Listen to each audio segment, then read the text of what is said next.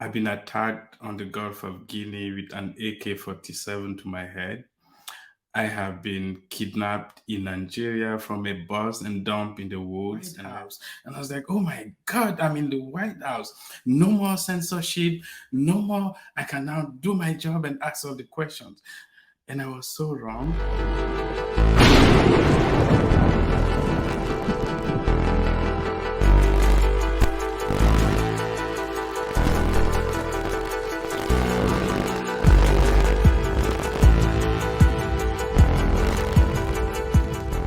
All right, welcome in everybody. This is Christy Lee here on KLIM.news, Christy Lee TV.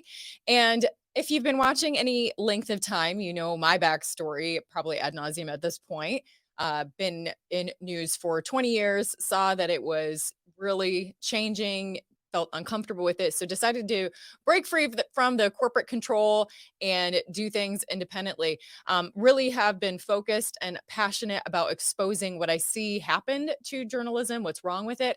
And I do that pretty much every week, pretty much in every story. I'm showing how all these adjectives are mixed in and how sources are missing at times and how the news has really not become about balance. And so I strive to bring balance back by elevating the other side or elevating voices that you don't get to hear from mainstream media.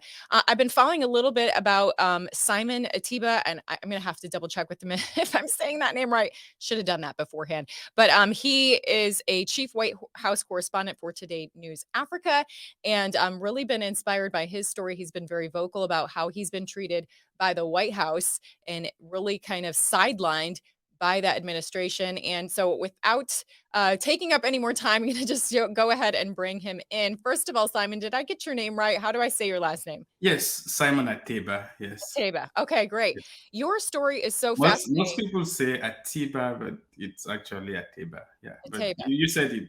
Yeah, right. I said it right once. Yeah, yeah. Let me stop saying it so that I know that I said it right at least once. So thank you so much for coming on with me. Your story is very courageous, and actually, I want to learn more.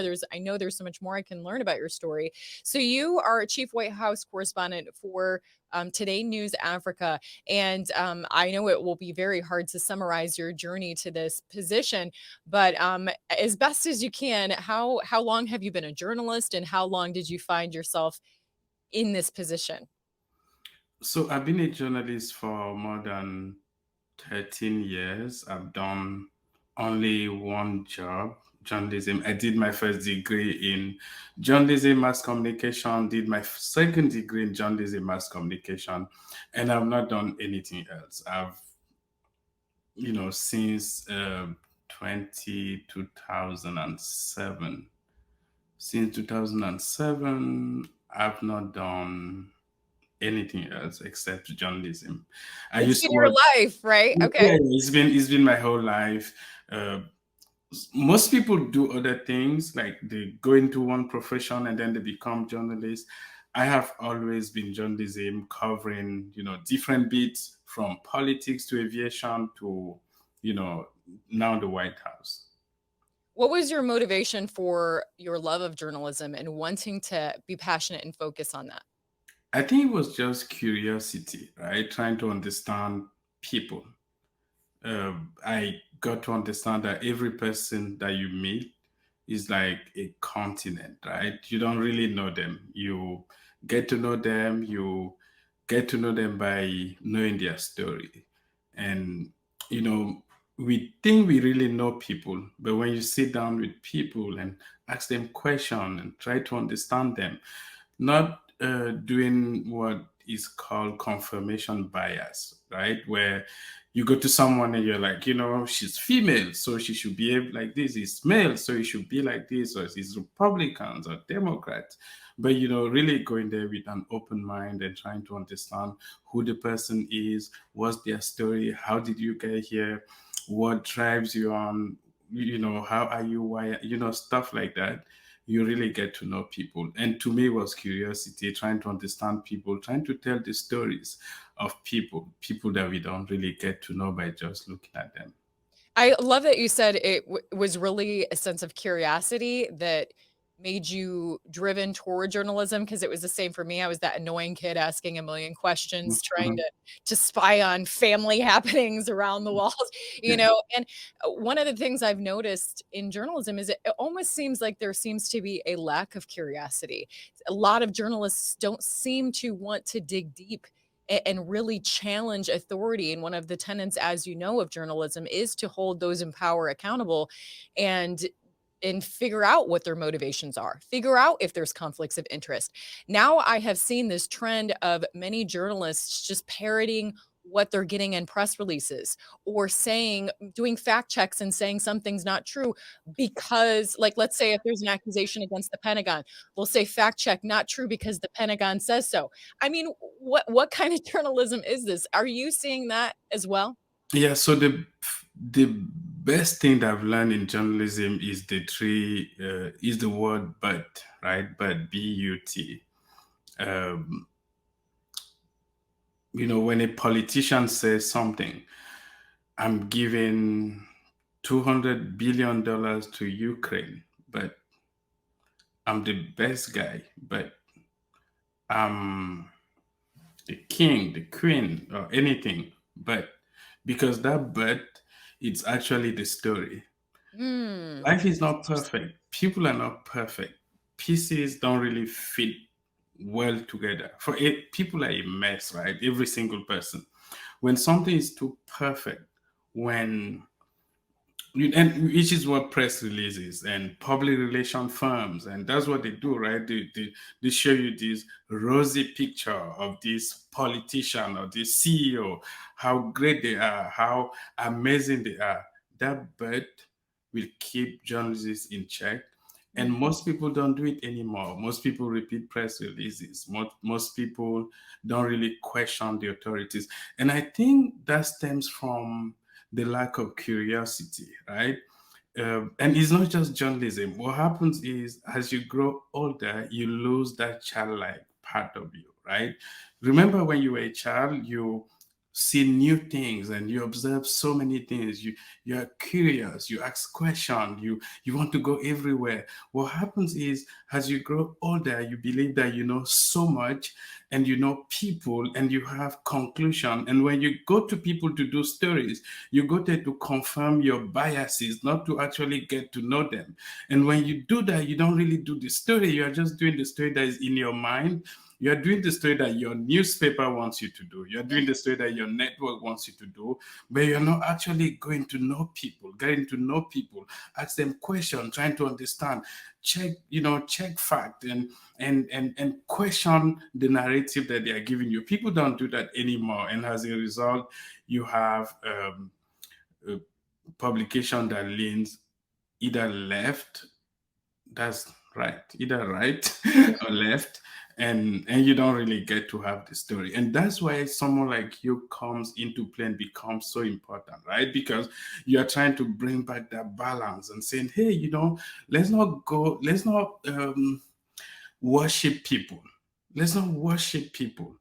Whether when it comes to politics, let's not worship Biden, let's not worship Trump. Let's see them as politicians and let's question them. 100%, yes. Yeah, yeah, Yeah. and that's what has been lacking in the past few years. I've been really trying to understand, some of my colleagues, or former colleagues, I should say, and their defense of this radical change in what we have known to be the fundamentals of journalism. And I've thought about this, and I've kind of took a step back and realized there has been a lot of challenges in the field of journalism as far as an increasing demand of doing more with less, the increasing demand of suddenly integrating social media along with trying to make your deadline, and sometimes having to do your own live shots, get your own. It's a high demand business. You have to give up holidays. It's not easy. It really isn't. And I think in some ways, as I've been trying to understand this change and why there's not as many journalists willing to admit what we're talking about, I feel like it's almost become like this cult nature. Like, we have it tough. We understand each other. We understand. the danger to our job and the difficulties. And there has been criticism that was pushed a lot by Trump in Trump's years, saying fake news all the time, and then you'd have people on the street being like, "You're just fake news." So I feel like it was almost this cult nature of like being defensive, to the point that we cannot now agree that there has been fundamental changes to what our motivation as a journalist should be. So do you have any thoughts on that? Do you think that that's fair to say? Yeah, so the first thing I will say is that being a good journalist, right, is almost like being godlike. People are asking you to do what no one does in the society. People are biased, right? People are biased. People want to hear, want you to say what they want to hear. When it comes to politics, people are either Republicans, Democrats, or independent. And if they are Republican, they seem to like the same thing. If they are Democrat, they seem to like the same thing. Many people don't really want the truth. They want the truth when it comes to the other side. When it comes to, if you're a Republican, you want the truth when it comes to Hunter Biden and his laptop, and the Chinese, the corruption, and all those things.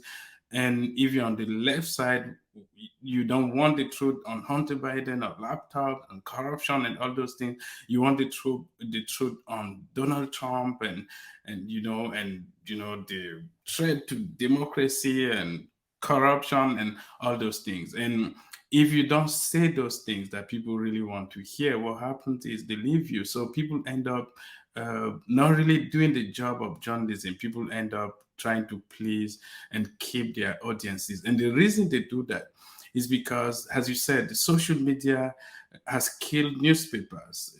A lot of newspapers, media houses are dying.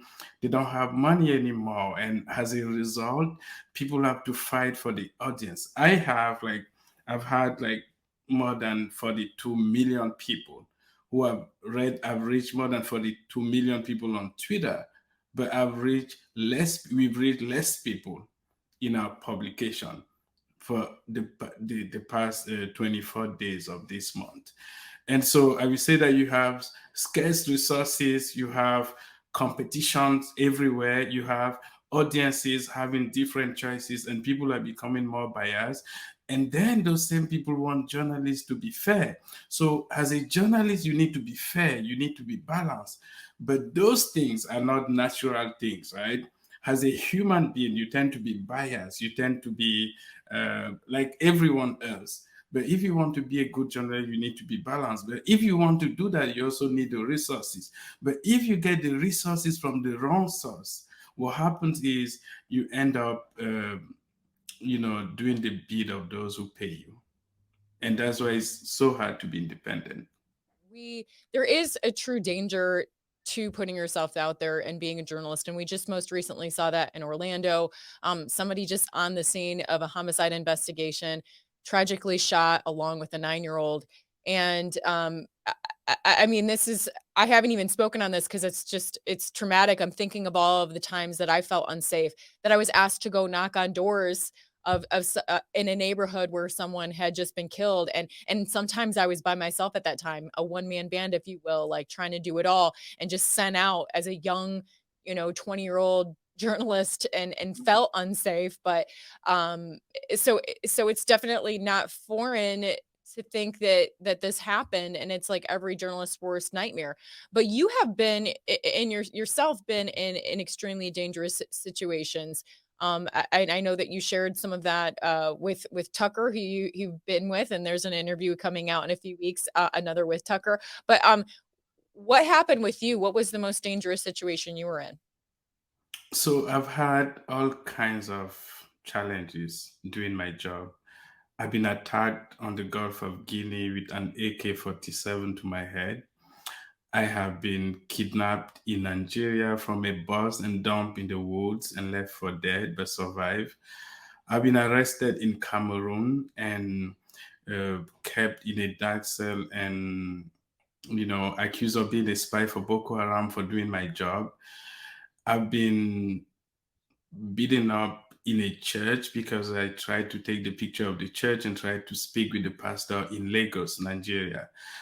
I've also gone through challenges of, trying to be independent where you don't really get to have advertisement because people want you to pick one side. And when you refuse to pick one side, you become a loose cannon. And, people don't really know what you will write, people don't know what you will say, and no one really wants to give you advertisement or give advertisement to your media house.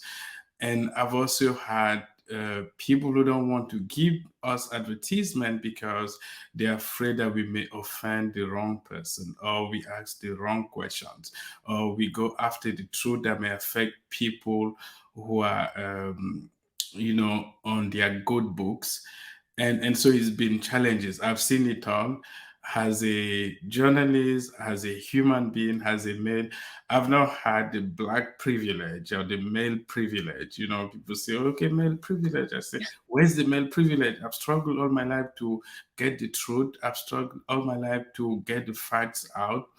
And so it's been tough doing my job. It's tough to be honest. It's tough to tell the truth. It's tough to ask the real question.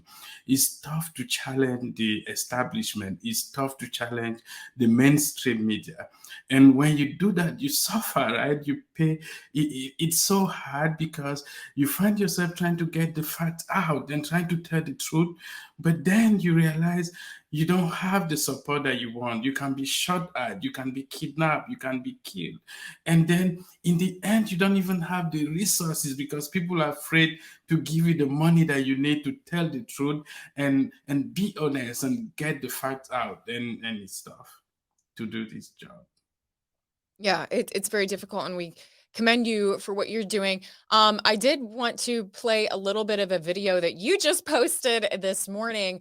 A lot of people are talking about this Project Veritas battle between James O'Keefe and the board, and some of the whistleblowers are showing their support. And I stand with James O'Keefe. I'm the CNN whistleblower for Project Veritas, and I stand with James O'Keefe. HHS vaccine nurse whistleblower with Project Veritas, and I stand with James O'Keefe. I'm the Department of Homeland Security whistleblower from Project Veritas, and I stand with James O'Keefe. I'm the HHS whistleblower exposing government-sponsored, taxpayer-funded child trafficking. I stand with James O'Keefe. Okay, and if you want to see the rest of that, it's basically all of the or well, not all of them, but a lot of the whistleblowers, and there's so many departments and things that have exposed what is really happening or could be happening. And this is a style of journalism digging deep, Yeah. but there's also criticism that Project Veritas has received, that it's too much, that he's honeypotting people and that this style of journalism isn't appropriate because people should be able to know that they're being filmed. What are your thoughts on that style of journalism in general? Okay, so every person who goes after the truth has my support. It seems you can't hear me. Can you hear me? Oh, no, I can hear you. I was Okay, just great. adjusting. It's just softer, but I probably just need to clean my earpiece. Go on. Don't So don't mind. personally, I like James. I've been following him. All the great stories that he's done and his team has done over the years. I like him and everyone who goes after the truth. I'm for them. He's now leaving a company that he founded because of money, right? Because of how do you raise money? They have this disagreement on uh, what how do they do fundraising, how do they get money from people to keep doing the job, which is what we were doing before. And so I understand. I don't film people without letting them know. I don't even because if you do that, you don't really last in the profession for a long time. You want to have the trust of the people. You want to let people know that you are filming them, but sometimes it doesn't apply when you have a criminal, right? You have someone who is, a a bad person, a criminal, maybe a killer. You don't want to, hey, I'm filming you, I'm recording you.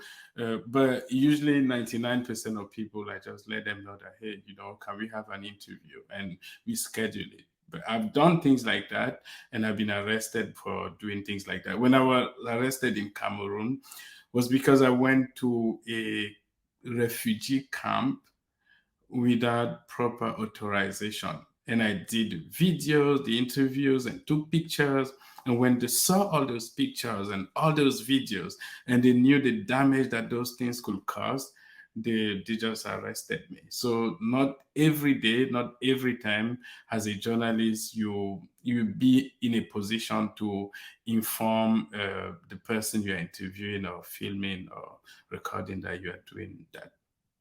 Now, let me ask you about that. So you have faced crazy situations, like you said, even having a gun to your head, thrown in jail, in these different situations. Now you come and you're covering the White House in America, and you are getting sidelined, not called on, and even had a situation with Secret Service holding you back here. But that seems, to pale in comparison with other experiences you have had. So do you feel like you're in a better position of trying to get the news here, or do you feel like it's just another method of subversion? Okay, so I get to the White House because I believe that I even come to the US because I believe that the when I came to the US, I believed I won't die again, right? It was almost like you won't die again. You're like, this is it. I'm in the US. I can now do my journalism. No more kidnapping. No more someone trying to silence me. I'm here. Is the land of freedom, and the braves, and here nothing can happen. And when I got to the White House, and I was like, oh my God, I'm in the White House. No more censorship. No more. I can now do my job and ask all the questions. And I was so wrong. And I realized that even though the US is the most advanced country on earth, in terms of even freedom, right? You can't compare the US to China or even Russia or dictatorships in Africa where you write something and they kill you or they try to jail you. But even though the US is advanced, is a great country when it comes to the First Amendment, and all other freedoms, I realize that it's not perfect. And you still have to fight even in the White House. And it's not just me, right? I may say, Karine Jean-Pierre, the press secretary, or Jen Psaki, the former press secretary, that they are discriminating against me because I'm from Africa. Yes, they're doing that. I didn't see the same respect. And I saw that when I challenged them, it was almost like someone who is not meant to challenging you, and then you get upset. It's just like someone you despise asking you out, right? You despise this guy, and then he comes to you like, hey, can I take you out? And then you look at him, you're like, oh my God, what gives you the courage to even come to me and ask me out? And the guy's like, he doesn't see it. And he's like, you're a beautiful woman, and I like you, and I want to take you out. And you're like, didn't you see me? We are not on the same level. That's how they treated me at the White House, right? It was almost like, You felt like they were like turning their nose up at you and just like, yeah. It how was dare you ask me a question, even though Yeah, that's how can you challenge me when I'm saying that the Omicron variant is South Africa should be, how dare you? That's how Saki, people love her. She's in MSNBC, but I was able to see the arrogance, the disrespect, and that's how Karine Jean-Pierre, the current press secretary, people love her. She's on TV. She's appearing. She's doing those things. But behind the scene, I was able to see the spirit, right? I was able to see how, the level of disdain and disrespect and feeling that you don't have the right to challenge me. And so I was able to see that. And I saw the discrimination right in the White House, and which was really, really sad to see that even in the White House, you still have to fight. Things are not perfect, and and they did that to me, but they also did some similar things with people who don't really agree with their narrative. People from the Daily Caller, people from the New York Post, the Washington Times, Al Jazeera, Newsmax, and people who are not right-leaning publications. And I'm sure maybe the people before did that to left-leaning publications. And so those people don't get called on. The person from the Daily Caller, Diana Glebova, who tried to ask a question to Dr. Fauci on the origins of COVID, she's not been called on. She was allowed in the room when President Biden did his last media briefing in the White House, but she was asked to leave the room, even though there were 23 seats. I wasn't even allowed in. They asked the Secret Service to keep me outside. So you must stay here. And the Secret Service was like, sir, we want you to stay there. And I couldn't believe it. Here I was, right in the White House, the most powerful places on earth, the place on earth with freedom and liberty. And I was in this land and this place where, the freedom of speech should be protected. But I was also being discriminated against because I asked some questions, because I come from Africa, because I sound different, because I'm Black, because they believe that I don't have their accent and I don't even know anything. How can you know anything when you come from Africa?